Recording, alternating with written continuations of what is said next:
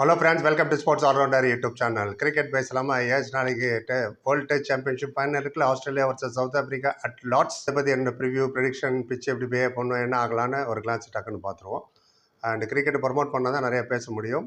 கிரிக்கெட்டை பற்றி சொல்கிறேன், ஏன்னா ஐபிஎல்லாம் முடிஞ்சு அந்த தமாஷா டோர்னமெண்ட்டு. பியூரஸ்ட் ஃபார்ம் ஆஃப் கிரிக்கெட்னா அது டெஸ்ட் மேட்ச் தான். T20 எஸ் இன்னும் ஆல்மோஸ்ட் நீங்கள் ஒத்து பாருங்கள், இத்தனை சீசனில் எல்லா மேட்சும் ஒரே மாதிரி தான் இருக்கும்.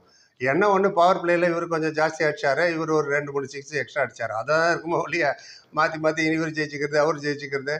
ஸோ இன்னும் அதில் ஒரு எக்ஸைட்மெண்ட்டே கிடையாது. நீங்கள் டீட்டெயிலாக இன்டெப்த்தாக நீங்கள் உள்ளே போய் பார்த்தீங்கன்னா ஒரு டெஸ்ட் மேட்சில் இருக்கிற மாதிரி ஒரு பியூரஸ்ட் ஃபார்ம் இன் ஸ்விங் என்ன, அவுட் ஸ்விங் என்ன, செஷன் பை செஷன் விளையாடுறது, அண்ட் கன்சிஸ்டன்சி, டெம்பரமெண்ட்டு, ஃபிட்னஸ்ஸு, டெய்லண்டர் கூட எப்படி விளையாடணும், நைட் வாட்ச்மேன் கூட எப்படி விளையாடணும், டே 2 எப்படி, டே 3, இது மாதிரி ஏகப்பட்ட விஷயங்கள் இதில் இன்வால்வ் டெஸ்ட் மேட்ச்சில். வேறு T20 வந்தால் போனப்பா 2 சீசன் இருப்பா ஜாலிப்பா, டெத் ஓவர்ப்பா 12 ரன் கொடுத்தாருப்பா. What's the point? Real cricket starts from tomorrow. Cricket ரசிகர்கள் கண்டிப்பாக ஒத்துப்பாங்க. நம்ம சேனல்லே நிறைய பேர் இருக்காங்க, குரூப்பில் டூப்பு, ராம்குமார், இன்னும் மெனிமோர், பால்ராஜ், இந்த மாதிரி ரொம்ப keen follower of test match. டக்குன்னு கேட்குறேன், ஐபிஎல் சீசன் 13 யார் ஜெயிச்சா சொல்லுங்க பார்ப்போம். முடியாது. அண்ட் இதில் வேற இது முடிஞ்ச உடனே India versus England 5 test match இருக்குது, அதையும் கவர் பண்ணுவோம். எங்களுக்கு தேவை உங்கள் ஆதரவு.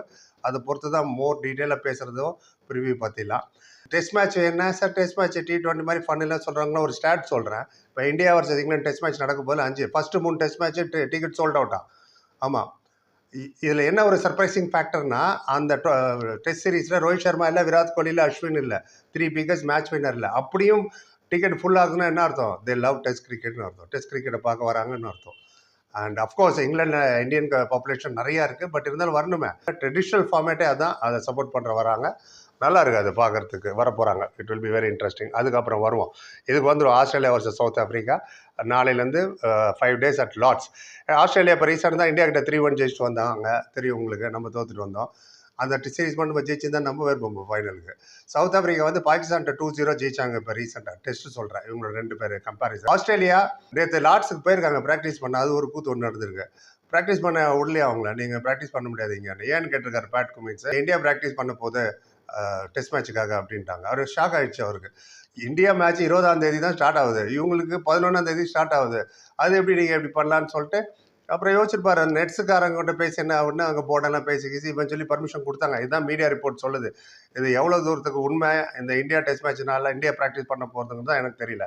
பட் அவங்க திருப்பி அமைச்சது உண்மை தான், மீடியாவில் பேசுகிறது ஒரு உண்மை தான். திருப்பி லார்ட்ஸுக்கு வந்துட்டாங்க. இதில் இன்னொரு காரணம் கூட இருக்கும். எத்தனை பேர் ஞாபகம் இருக்குன்னு நினைக்கிறேன், தெரியல. ரீசெண்டாக ஜானி பெஸ்டோ அலெக்ஸ் ஹெல் பேட்டிங் பண்ணும்போது ஜானி பெஸ்டோ ஸ்டம்போ என்னமோ ஒன்று ஆனதப்போ பெரிய இஷ்யூ ஆச்சு. உஸ்மான் காஜா வந்து லாங் ரூமில் நடந்து வராரு ட்ரெஸ்ஸிங் ரூம். நான் போயிருக்கேன் லார்ட்ஸ், அதனால சொல்கிறேன். அந்த லாங் ரூமில் வந்து மெம்பர்ஷிப் நிறையா 100 பேர் கோட்டு போட்டு உட்காந்துருப்பாங்க. அவரை தாண்டி போகும்போது எல்லாம் பூ பண்ணாங்க உஸ்மான் காஜா. அப்போ ஹோல் க்ரௌடு சவுத் ஆஃப்ரிக்கா தான் சப்போர்ட் பண்ணோம். ஏன்னா அவங்களுக்கு ஆஸ்திரேலியா பிடிக்காது. இப்போ மிட் விக்கெட்டில் லாங்கில் யார் ஃபீல் பண்ணுறாங்களோ அவங்களுக்கு பூ இருக்குது. ஸோ இது நேற்று நடந்த விஷயாச்சா. Australia defending champion, last time இந்தியாட்ட ஜெயிச்சாங்க. அதில் கூட சொன்ன அஸ்வின் விளையாட வைங்க, இல்லைன்னா டிராவல்ஸ் அடிச்சுடுவார். விளையாட வைக்கல, டிராவல்ஸ் 150 அடிச்சு ஜெயிச்சு போயிட்டாங்க அவங்க. ஆஸ்திரேலியா வந்து இப்போ ஃபைனலுக்கு வந்துட்டாங்க, கன்சிக்யூட்டிவ் ஃபைனல். சவுத் ஆஃப்ரிக்கா தான் நம்பர் 1 டீம் இந்த ரேங்கிங்கில். இந்த 1 and 2 தானே விளையாடுறாங்க.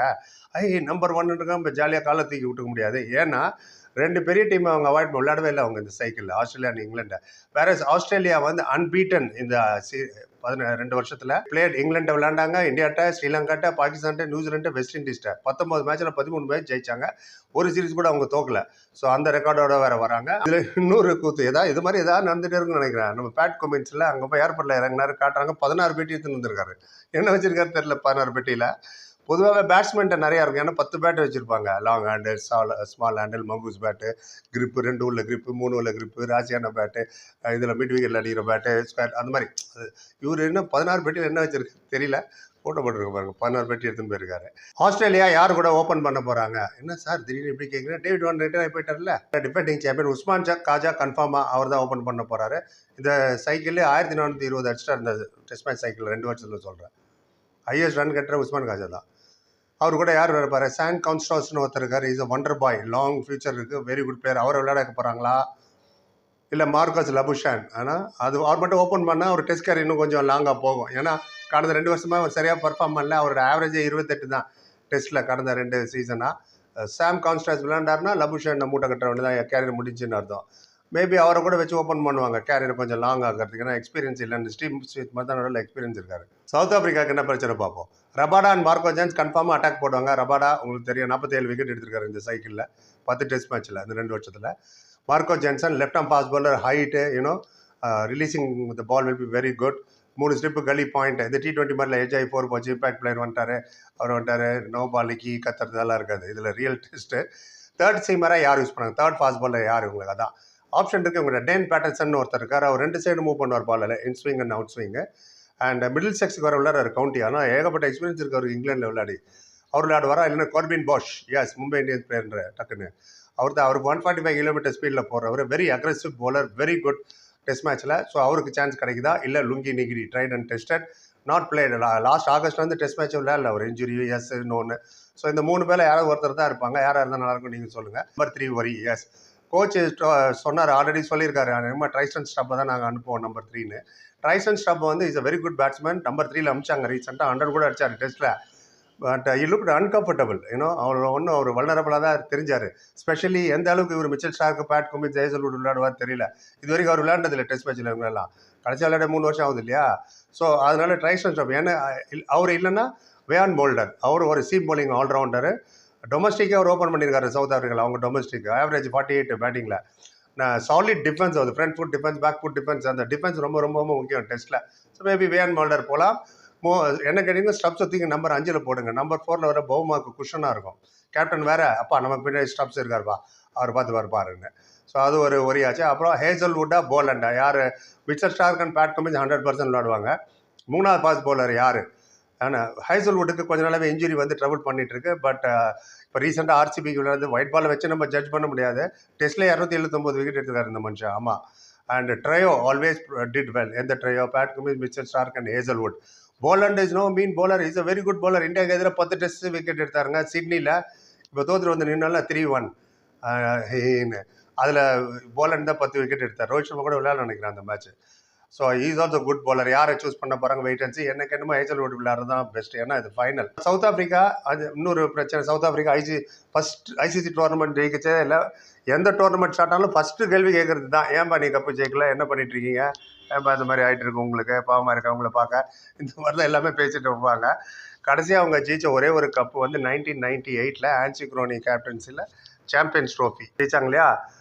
இப்போ விளையாட போகிற பிளேயர் யாருமே அந்த பீரியடில் பிறந்து கூட இருக்க மாட்டாங்க. இப்போ நான் சொன்ன பிளேயர்லாம். ஆமாம், பவுமா ஆகட்டும், லுங்கி நிகிரி, ரபாடா அண்டால் அண்ட் ஆன் லைட்டர் நோட் அதை பார்க்கணும். சரி, 3 சக்ஸஸிவ் T20 ஃபைனல் விளையாண்டாங்க அவங்க சவுத் ஆஃப்ரிக்கா. ஒன்று தானே விளையாண்டாங்க நீங்கள்? ஆமாம், women cricket 2 women cricket final விளையாண்டாங்க, தோத்துட்டாங்க சவுத் ஆஃப்ரிக்கா. பாப்பா இந்த வாட்டி சவுத் ஆஃப்ரிக்கா என்ன பண்ண போகிறாங்கன்னு. ஆனால் 7 டெஸ்ட் மேட்ச் லைனாக ஜெயிச்சு வந்திருக்காங்க இப்போ சவுத் ஆஃப்ரிக்கா. 8வது மேட்ச் ஜெயிக்கிறாங்களா என்னன்னு பார்க்கணும். பட் வீக்கர் சைடு தான் விளையாண்டது கம்பேரிட்டிவ்ல இந்த சைக்கிளில். ஏன்னா நம்ம முதல்ல சொன்னால ஆஸ்திரேலியா இங்கிலாந்துலாம் விளையாடவே இல்லைன்னு. இந்தியா தான் டஃபஸ்ட்டு. நம்மளே சூஸ் பண்ணுறதா அது ஒரு பியூட்டி பாருங்கள். நம்ம சூஸ் பண்ணிக்கலாம் யார் நம்ம குரூப்பில் வேணும்னு. அடுத்த சைக்கிளில் அதை பற்றி பேசுகிற மாதிரி இது பண்ணி முடிச்சு விடுவோம். நீங்கள் என்ன நினைக்கிறீங்க? யார் ஜெயிப்பான்னு நினைக்கிறீங்க? எனக்கு ரொம்ப 4th டே தாண்டி போகாதுன்னு நினைக்கிறேன். Australia is clear cut favourite to win this match. பார்க்கலாம் என்ன ஆகுதுன்னு. பொறுப்பு பார்த்தா like comment, channel, subscribe. Thank you so much.